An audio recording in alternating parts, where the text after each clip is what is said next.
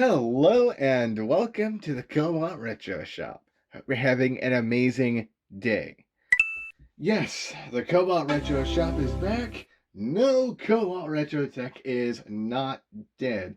I've just been very busy behind the scenes that severely affected my posting schedule. But here we are now. Today I want to focus more on this Xbox right here. I got this guy more or less untested, and we are about to see if this guy actually works.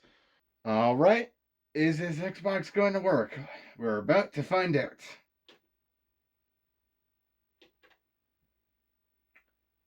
Um,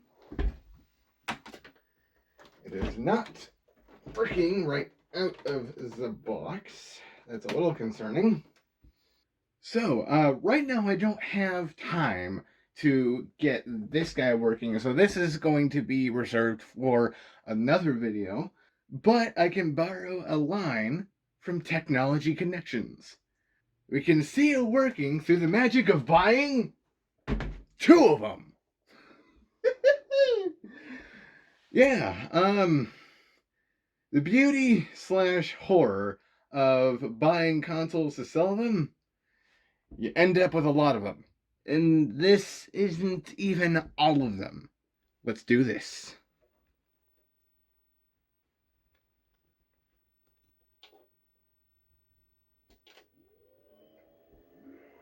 Had me scared there for a second. Okay.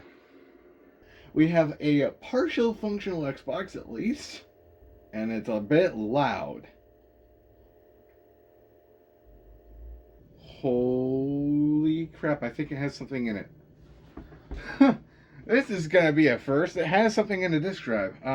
If you don't know this already about the original Xbox, essentially it doesn't keep time for more than a few hours. So even if your clock capacitor is functioning correctly, which at this point most of them don't, it's if you have it unplugged for like a day or more, it's not going to remember the time no matter what you do. But it looks like there's something in this disk drive, which I believe is the first for this channel. Oh, a copy of Need for Speed Carbon. It actually looks to be in pretty decent condition. I can test this with my personal Xbox, see if that actually does work. Oh, we got a few games here. We got DOA 3, Halo, Halo 2, Midnight Club, Need for Speed Carbon, Most Wanted. Not a whole lot of games, but some pretty cool games nonetheless. Okay, right off the bat, we know that there might be a problem with the disk drive of this unit as it was not reading that game that was in there that looks to be in good condition. Granted, there are some other factors that could make this game not readable, but I'm pretty sure I might have to do something with this disk drive.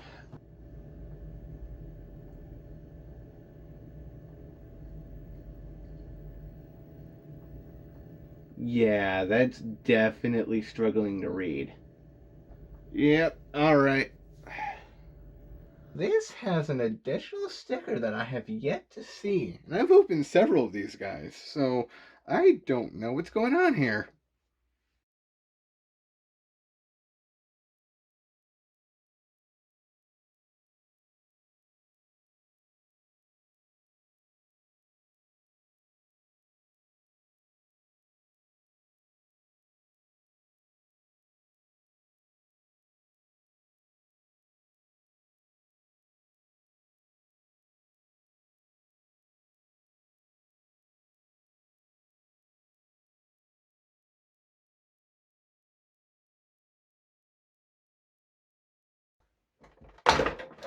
Okay, there's some dust. Whew.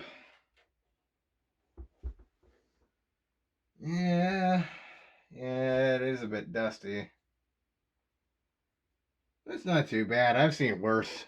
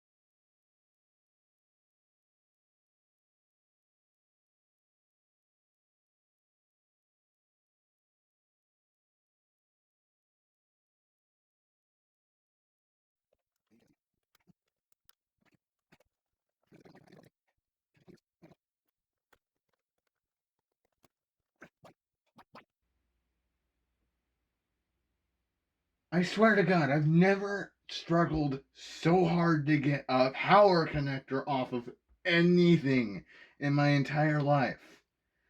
Some power connectors in other Xboxes have been stubborn, but not nearly to this level.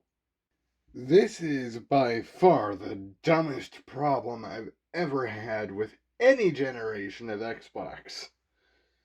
And, of course, dumb problems require dumb solutions. We're going to try some WD-40.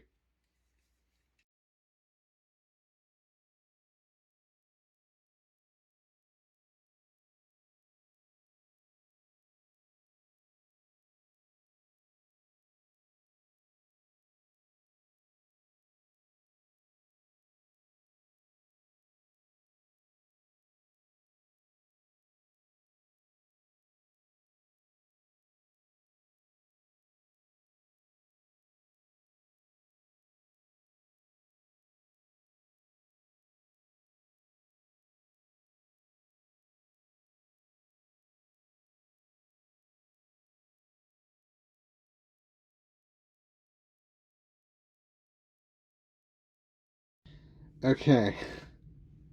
So, as you can see, things have happened. Um,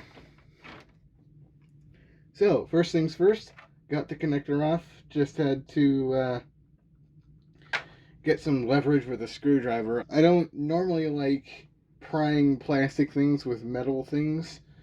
Sometimes you just have to do it.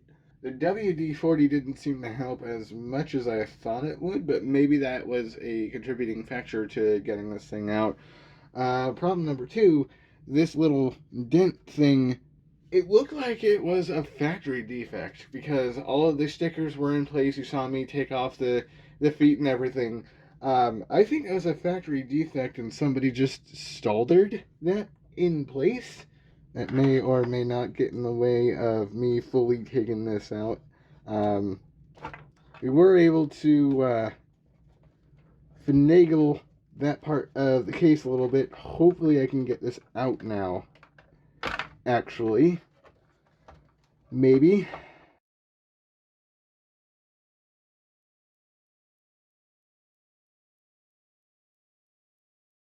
There we go. There we go. Damn, this is the most stubborn Xbox I've ever experienced so far. So, since the last time I've dealt with an Xbox like this one, I've heard that this earlier style of putting a fan directly over the GPU is better than the passive heat sinks that are on later Xboxes. Um, something better temperatures. I don't actually know because I don't have a way to mod an Xbox to actually test that. Um, but assuming I can get everything cleaned up, we might actually be able to reuse that fan. There's a lot of dust over these caps, though. Jeez. Right now, I just need to verify that this guy works. Yeah, I mean, it's good that it's playing the cutscenes, but it's still struggling.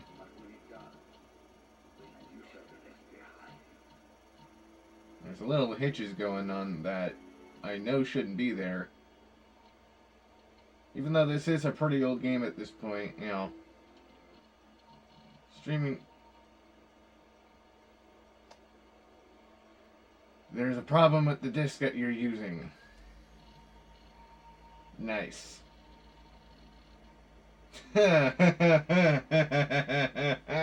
Okay.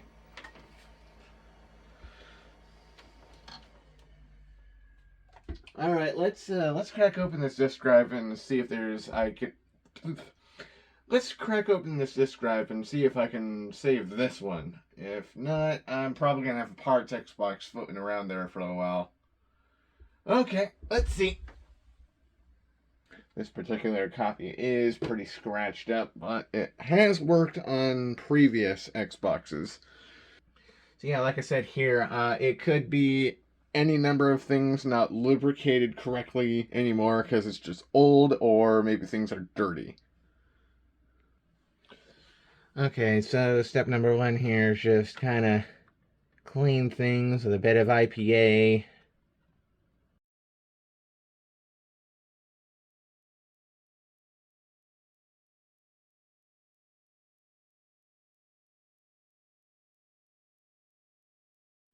The part that I'm trying to go after, can kind of make it out there.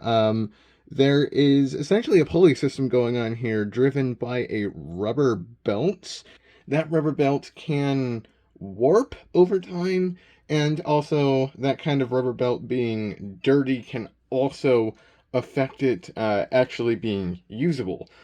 Seems to be working so far. Actually sounds a bit quieter. So either this game is going to work right out the bat because I cleaned the disk drive a bit. The game isn't going to work and other games will, or none of the games will work. Oh, and this thing is letting me load straight into the armory, which is interesting because I didn't even know that this thing had time to save with that disk error that we encountered earlier. This is taking a hot second, though. I know Halo 2 loads a little slower than the original Halo, but still.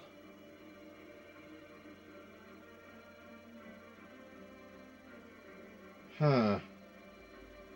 The disk drive still does not sound happy. Alright, I'm trying a different game.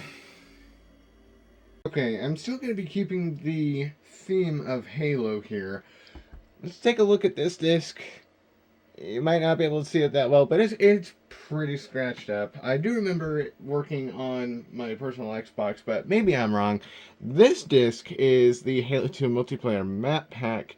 It's also a bit scratched up, but not nearly as scratched up. So this guy is more likely to work than the actual game itself.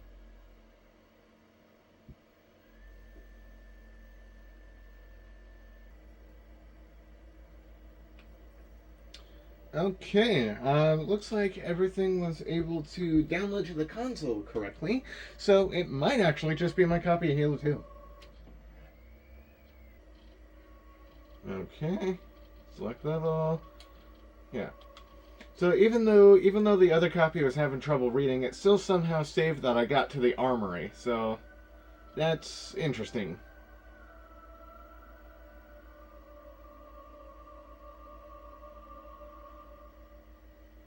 Okay. Technically, at this point, further than we've gotten before. Looks like it was my copy of Halo. Come on, camera, stay focused. There we go. Yeah, it's slow, but it's loading. Slow indeed. I mean, it seems to be loading just fine. I haven't noticed any specific hitching or anything, but action hasn't started yet, so I guess I'll report soon if something happens. Alright, we're starting the action. I want to shoot at things. Come on, let me shoot. Let me shoot at things.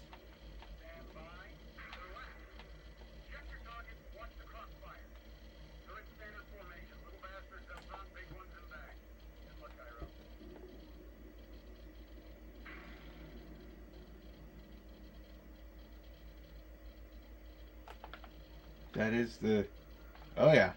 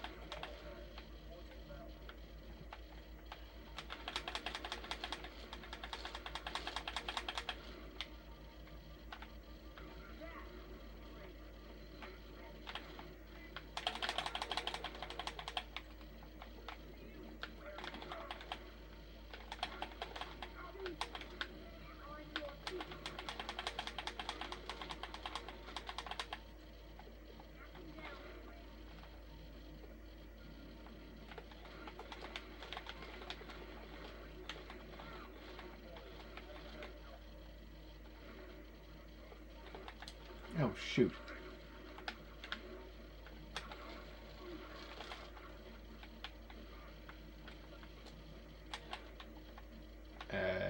Okay.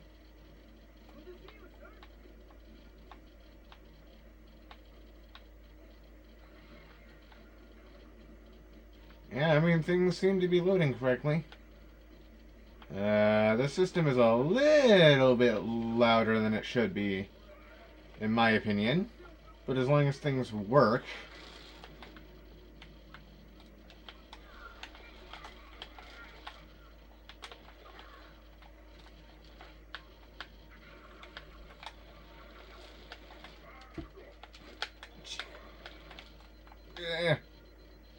I'm not used to the shape of this Duke controller.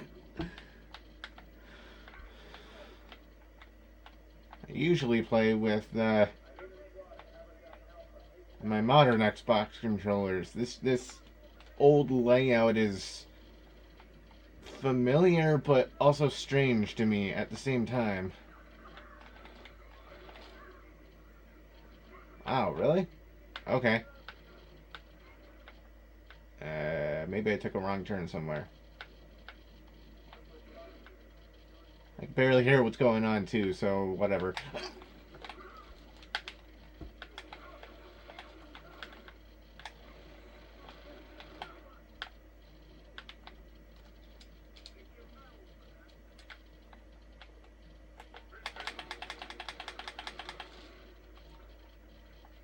That's like a bunch of headshots in a row. I'm not sure why it took that long.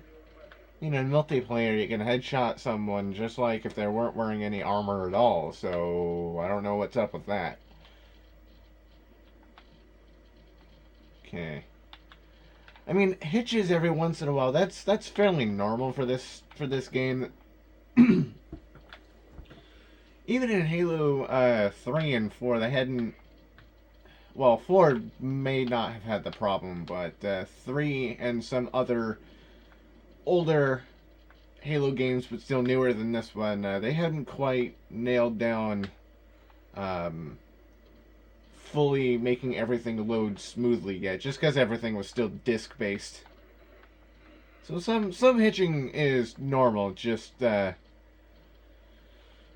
it's constant and slow, that's when you have a problem. I think I'm backtracking. Am I backtracking? I don't even know. I'm so distracted in seeing if something works. I've lost myself in the story here. But it looks like things are working, so let's move on. Okay, all we need at this point is a lot of cleaning. So let's go ahead and start that montage.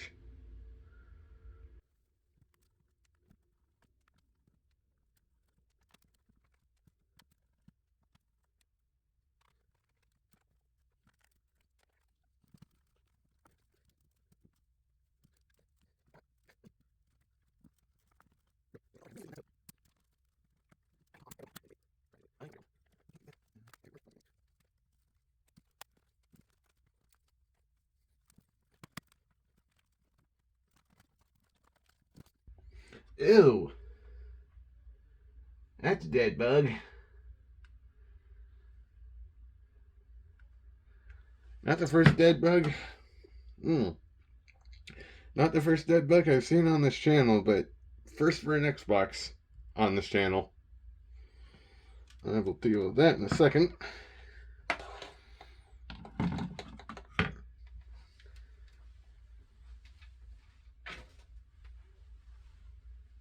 Right.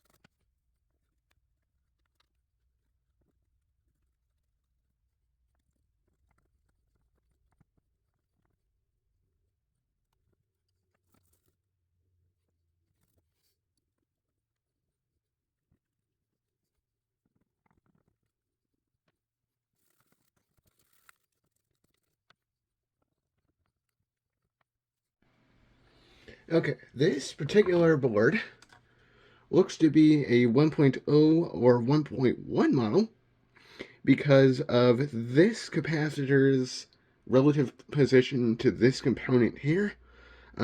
This capacitor here, Charlie 7 Golf 10, this is a clock capacitor, and this part very frequently fails on these guys.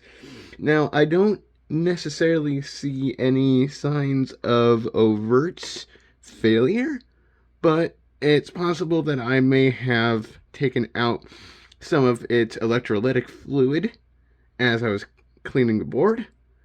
But either way, this part, Charlie 7 Golf 10, can absolutely be removed and should be removed, as these capacitors are very well known for failing and failing spectacularly. Most Xboxes, except for the very latest revisions, can operate without the clock capacitor. The only drawback is, as I've mentioned earlier, it just won't keep the time. But, as I also mentioned earlier, the Xbox eventually forgets the time in a relatively short amount of time to begin with, so it's not really that big of a deal.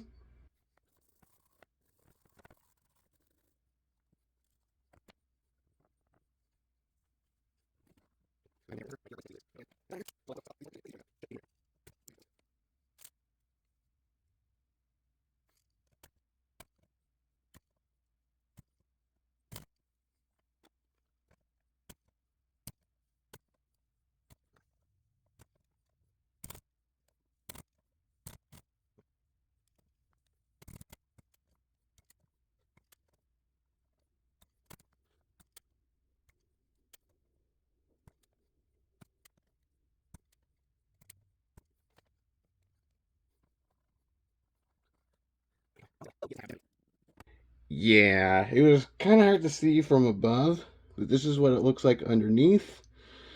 Didn't do a great job desoldering this thing, but that shouldn't matter that much, as long as it still works, right? Yeah, this guy is definitely bad, and if I left it on the board, it would have done a lot more damage than it already has.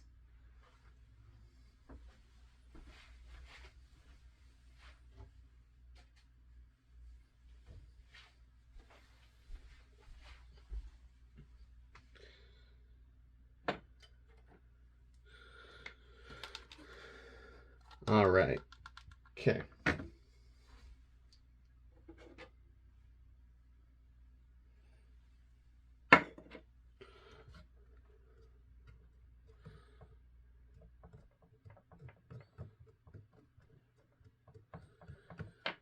Oh, you know what? It actually didn't look like the cap did not much damage, which in this case is really good.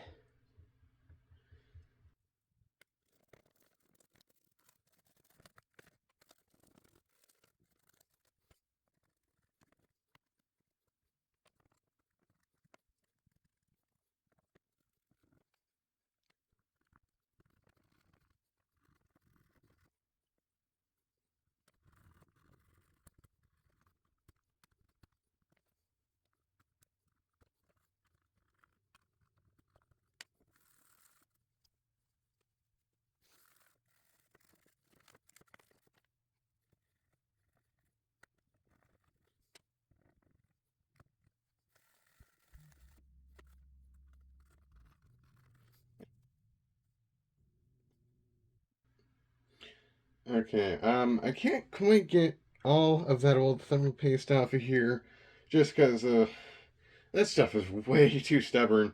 But I'm gonna go ahead and clean those heat sinks off camera, and then I'll go ahead and get some more thermal paste applied on these guys, and we should be good to go as soon as we get the rest of the case cleaned off.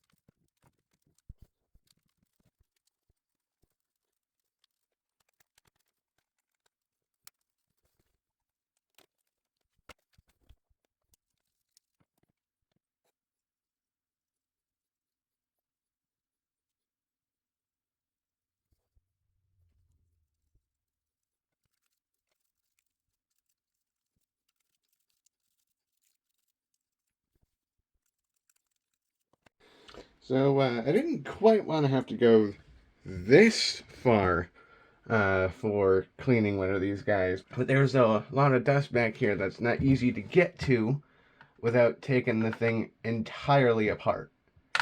So looks like that's what we're gonna have to do if we gotta get this thing a satisfactory level of clean. I'm probably not gonna be able to get this thing factory fresh level of clean, but I want to get as close as I can with the tools that I have.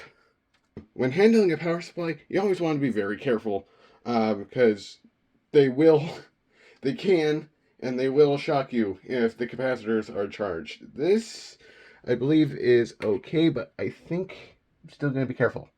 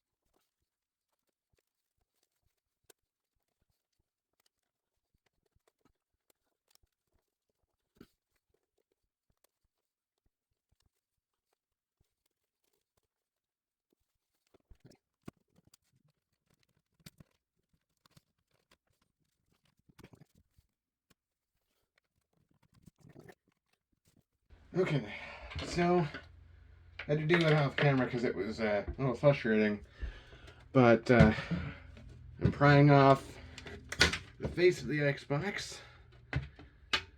There we go. Kind of like the 360 and Xbox One, but in different ways. This thing is secure to the front by just essentially sort of a couple of tabs here. It kind of feels like one tab, but as you can see here, it's actually kind of multiple tabs. So that holds the front in place here, and I want to take that off so I can take this out without breaking things, at least in theory, so I can actually get this thing dusted properly.